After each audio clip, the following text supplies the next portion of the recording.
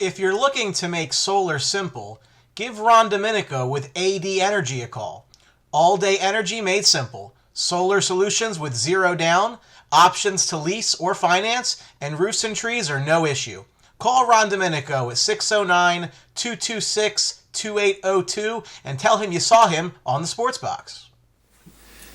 Well, hello again, and welcome to the show that just makes you want to stand up and take notice. This is the Sports Box, where the only opinion that matters.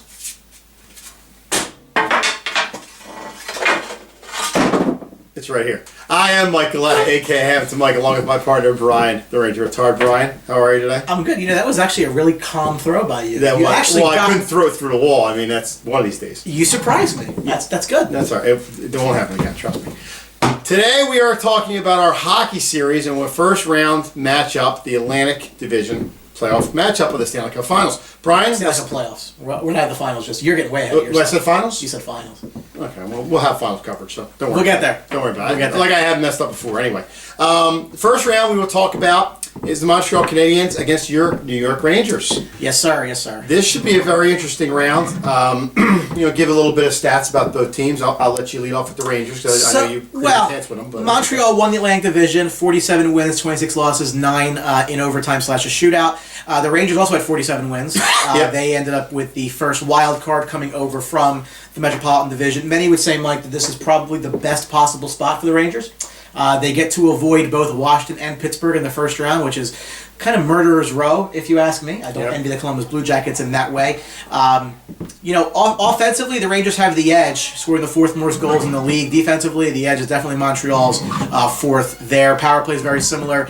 Montreal's penalty kill a little better than the Rangers. Rangers PK has not been good this year. Yep. So it's an interesting series, Mike. We talked a little bit about, before the show today about this one. Of all the matchups I feel in the first round across the league, I feel that this is the closest. I feel that these two teams are both very close to each other. Yeah, and Montreal, like we said in the beginning of the year, started off like a house of fire. They kind of slowed down, hit the panic button, changed coaches again with the same coaching matchup. Points-wise, 103, 100 points, both teams. You look at the stats. Montreal, 2.72 goals a game. The Rangers come in with 3.09 a game. I think it's going to be won or lost with the playoff, the power play here. You got a very close power play. Both teams, living and dying on the power play. Overall, Montreal's 6th in the league, and the Rangers are 9th in the league. Defensively, I think the Canadiens should be better with the acquisition of Shea, but they're 4th in the league on defense, and the Rangers are 12th. Listen, the Rangers are no slouch in this series. Are they going to lose this series? I hate to say it. I think they might lose. They have a chance to lose the series. They also have a chance to win this series. I mean, there's no counting the Rangers out the way they've gotten back into the hunt. I mean, we said midseason that we thought them and the Flyers were dead and gone. Well, yeah, the Flyers are dead and gone, but here the Rangers are in the first round of the playoffs. For me, with the series, and we had Jim Schmiedeberg on for Blue Shirt Underground Radio recently, and he had some really good points. A lot of the strengths that the Rangers have, because of the opponent, really get neutralized. So I'll point to the fact that the Rangers led the league in road wins this year. They were phenomenal on the road, best in the league. That's going to be neutralized, however, because the Rangers do not play well in Montreal historically. No. Bell Center is their house of horrors. It's a tough place to play. It is, but especially for the Rangers, it seems. I'm remembering games off the top of my head where the Rangers have 5-0 leads that they blow. Yep. Just ridiculousness that happens in that building for the Rangers. It is a matchup that we've seen before. These two teams faced off in the 2014 Eastern Conference Finals, which the Rangers did win to move on to the Stanley Cup Finals that year. But, a main storyline there was that Carey Price was injured early on in the series. Mm-hmm. And thank you, Chris Kreider, for that. And the Rangers went to win that series. Now, this is probably the first series, Mike, that I can remember as a Rangers fan going back the Henrik Lundqvist years where the Rangers do not have the clear advantage in goal. I agree. We said it before, and Jim even said it on the show. Yes. They're going to have to solve Carey Price, and that's not an easy task. Is Henrik Lundqvist up for the challenge? You know what? By all accounts, he is. He's ready to go, but he's got to prove it in the playoffs. He's got to step up. And again, not to take a team on his back and take him through this round, but he's got to give them support and give them time to get the puck in the net and get it past Carey Price. It's not going to be an easy task. I mean, you got guys on this Montreal team, especially Max Pacioretty, who's had a phenomenal year, 35 goals this year. You got guys like Paul Byron, Alexander Help me out. Radulov. Thank you. Always good for me with the Russian. I'm telling you, why are you good with the Russian team? You should live there. Shea Weber, 17 goals. I mean, this Canadiens team is ready to go. And they got solid players. When we look on the other side with the Rangers, like you said, Chris Kreider, you got Michael Grabner, Rick Nash, who I think's got to come through big time. I mean, Jim said he is what he is, but here's a guy you're paying a ton of money who was a superstar, maybe not back in the day, but a little bit further back now, but he's got to step up for you and make some noise. Yeah, and again, the Rangers, I think, are a little more depth-wise with their offense. Yep. It tends to even out a little bit more. Montreal is extremely top-heavy. Again, if you can find a way to neutralize Pacioretty, I think that's going to be a big problem for Montreal to have. The problem here, I think, for the Rangers is that their defense is god-awful. Mm-hmm. And the problem with that is they're going to need to score a lot of goals, I feel, to win the series, and you're going up against Carey Price, which should really be concerning for Rangers fans. We alluded to this, actually, as part of the deadline, is that the Rangers might move a guy like Michael Grabner. Well, yeah. Michael Grabner had 27 goals this year. We thought that they were going to move him. But from February 11th to today, he had 1. So your second leading scorer in goals for the Rangers hasn't scored 2 goals in about 7 weeks, 8, actually 2 months almost. That's not good. Pretty much 2 months. So you rely on a guy like Rick Nash, 23 goals this year. Again, he's missed some time, but nothing crazy. JT Miller, I feel, has been a bit of a breakout star for them this year. I think this is coming into his own year. Mm-hmm. They're going to need him. Derek Stepan has had some goal scoring issues this year, but you look at what Montreal is bringing to the table. You're exactly right. The guy who I think is somebody who might have a big series and no one's talking about is Alex Galchenyuk. Kid just oozes talent. He's kind of lost in the shuffle right now on the third line in Montreal, but I think the kid's unbelievable. And to his credit, Shea Weber has been great. And we had questions about that deal when they made it. Yeah. The Rangers have some veteran leadership, too. A lot of guys on that team have been around the league a little while. That could help them out a little bit. Montreal's not lacking that. They're a younger team. Mm-hmm. They do have some veterans, but I think the Rangers outweigh them. You go back to 2014 with this matchup, series is 5-5. So very even keel, like you said, across the board. This should be a very interesting series. I guess we should get to our predictions. Well, I'll let you go first, because this should be good for you. Wait, hold on. Let's get the mic up here. You got the mic. Okay. So I sat here a year ago. Actually, it was my first show in the Sports Box about a year ago, predicting the Eastern Conference playoffs. And I said, I think Pittsburgh beats the Rangers in 5 games, and I hope that I'm dead wrong. And I sit here today. And again, I'm looking for a reason to pick the Rangers. Now, again, I do feel, like I said, this is going to be the closest team versus team series in all the first round. I really believe that these two teams are very, very close to each other. But having said that, you combine the Rangers' inability to win at home with their inability to win in Montreal, and I don't like the way this shapes out for the Rangers. Now, having said that, if the Rangers find a way to come back 2-0 from Montreal, let it go. Listen, that would be phenomenal, and that's what they really need. I think no other team needs to win Game 1 on the road more than the Rangers do in the series. For me, again, I'm going to preface this by I definitely hope that I'm very wrong. I think this Rangers team is better than last year's Ranger team, but their defense really is a problem that they have not addressed. I guess I'm going to take Montreal in 6 games. I think it's fitting for this Rangers team to lose their final game on Garden Ice because they've lost so many games on Garden Ice this year. They really need to get on Montreal early in the series if they want to have a shot. Their penalty kill has to be there. They cannot take bad penalties. Mm-hmm. And Henrik Lundqvist has to be Henrik Lundqvist. And too often this year, he wasn't. I agree. I agree from the other fans, and I think it's going to be Montreal in 6 as well. I just think they're not going to have a real hard time solving Carey Price. Here's a goalie that can step up. Younger goalie has been solid. 2.38 goals against average and the save percentage, up over 9. Although Henrik Lundqvist is right there with him, and even with more shutouts, I just think the Rangers are going to struggle with goals. And unless Henrik Lundqvist, the only way this is an X factor is if Henrik Lundqvist can keep Montreal out of the net enough that Rangers can get some goals in there. And like Brian said, play some defense. I mean, I think it's going to be very interesting, but I have Montreal moving on as well in 6. So, you all right? Hey, listen. You need some Advil? I have to make the pick of what my heart says. It's all about objectivity here at the Sports Box. Or my head, I should say. My heart, God forbid. We tell it like it is. So the next matchup we're going to go to is the Boston Bruins versus those Ottawa Senators in Ottawa. You look at Boston, how they got here, and mid-season, people were writing off Boston, saying, "Oh, they're spiraling out of control." Well, they've made a nice little comeback here. Are they going to make some noise in the playoffs? That's to be determined. I think this one's a close one as well.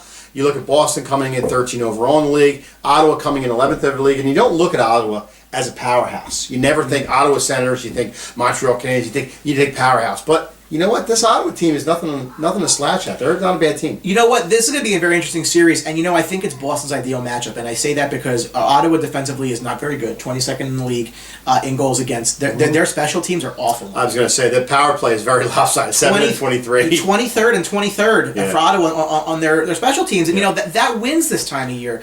For Boston, I feel as though Ottawa's going to have a big problem putting pucks in the net on the power play. Boston's the number 1 PK in the league.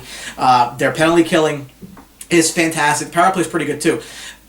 Something here tells me, and again, the coaching change too for Boston, letting Claude Julien go ended up in Montreal. I got to tell you, if you ask me to pick a dark horse in the Eastern Conference, I'm going with You're not going to do it, are you? The Boston Bruins. Oh my God. For me, Mike, again, you take a look at a lot of these statistics here, and Boston's a little bit of a top-heavy team in that they had 2 34-goal scorers. Marchand had 39, a great year for him. Yeah. And David Pastrnak, the kid who I think is going to be a stud in this league, 34 goals this year. And you contrast that with what Ottawa's doing, and really, Ottawa's top 2 scorers, Turris and Hoffman, both had 27, 26 respectively. Mark Stone had 22. Karlsson, a down year by his standards, only 17 goals. But again, Ottawa's best defense is the fact that they can score goals from the back end.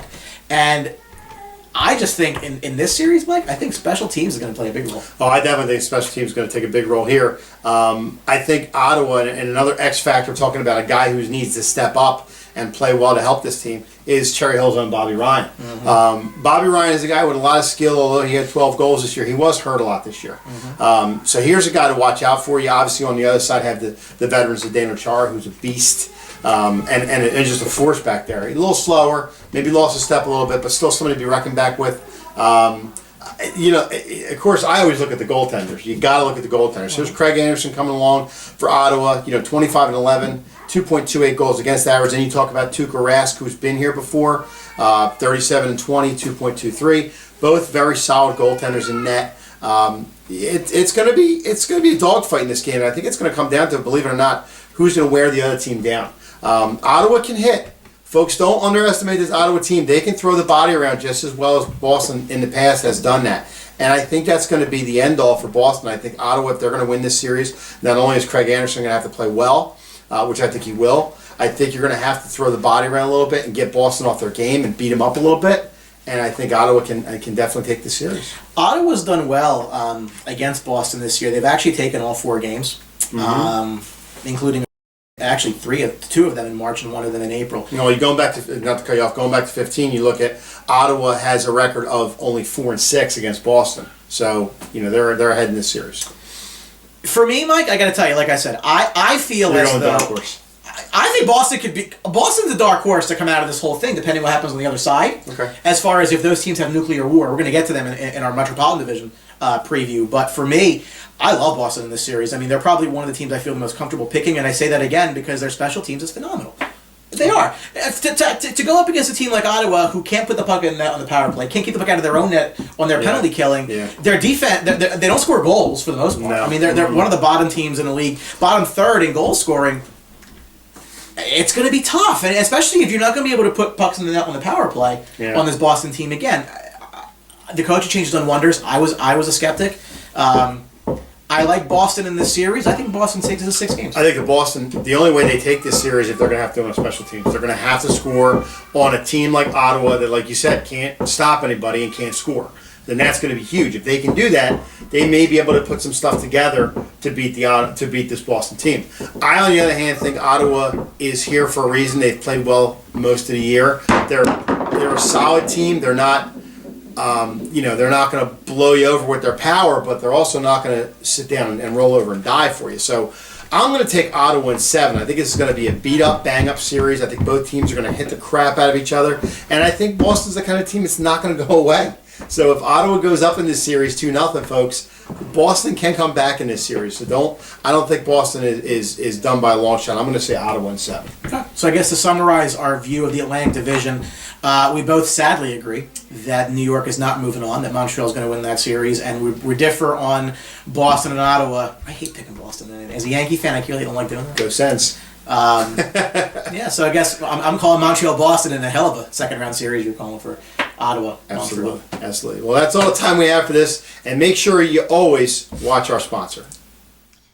If you're looking to make solar simple, give Ron Domenico with AD Energy a call. All-day energy made simple. Solar solutions with zero down, options to lease or finance, and roofs and trees are no issue. Call Ron Domenico at 609-226-2802 and tell him you saw him on the Sports Box. And there you go. So remember, we're always going to have good stuff coming, especially more playoff predictions for you as we go through the divisions. Keep an eye out. We're going to have more stuff coming, and you can always get us on social media. If you need to. Absolutely. As the loyal viewers of the Sports Box know, we really are everywhere. I mean, there's nowhere you can look that you're not going to find us. Like flies on stink. Flies. On Twitter at Sportsbox Show, on Facebook at Sportsbox Show, as you see in the graphic in front of you there, and of course the world famous YouTube channel where all of the fresh content just posts right off the press. We definitely looking forward to a nice Stanley Cup playoff run here. I'm happy. This is my 1 year on the Sports Box. I hope that I've done well for our fans out there. Hope I haven't been hit by anything yet, so Mike's got to work on that. He's still in review, so don't worry about it. So again, make sure you're keeping an eye out for us. Absolutely. And remember, at the Sports Box, even through the winter months, the only opinion that matters at the Sports Box is still right here. Thanks for watching. See you. This episode of the Sports Box is brought to you by Mic'd Up Entertainment and DJ Mike Velardi. For all of your event planning needs, make sure you contact Mike at 609-864-5925 and tell him that you saw him on the Sports Box. 1, 2, 3. Don't forget to subscribe.